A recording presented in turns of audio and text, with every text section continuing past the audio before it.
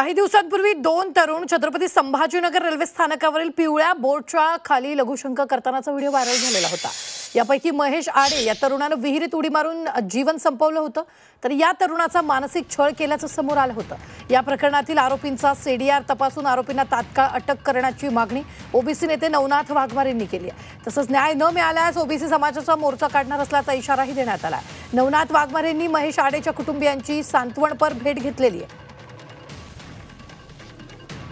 मानसिक त्याचा छळ केला आणि मानसिक छळ केल्यामुळे महेश आडेनं अतिशय मनाला त्याच्या वेदना झाल्या आणि आपल्या कुटुंबियाला सुद्धा याचा त्रास होईल म्हणून त्यांनी आत्महत्येचं तयारी केली आणि स्वतः आत्महत्या केली। आणि या आत्महत्येस प्रवृत्त आणि आत्महत्येस जबाबदार असणारे मी आता सांगितलेले हे सर्व आरोपी आहेत, यांच्यामुळेच त्या महेश आडेनं आत्महत्या केली। ह्या आरोपींना तात्काळ अटक झाली पाहिजे, अन्यथा आम्ही ओबीसी समाजाच्या वतीने मोठा मोर्चा काढू आणि या लोकांना जाब विचारणार, प्रशासनाला जाब विचारण्याचं काम करू।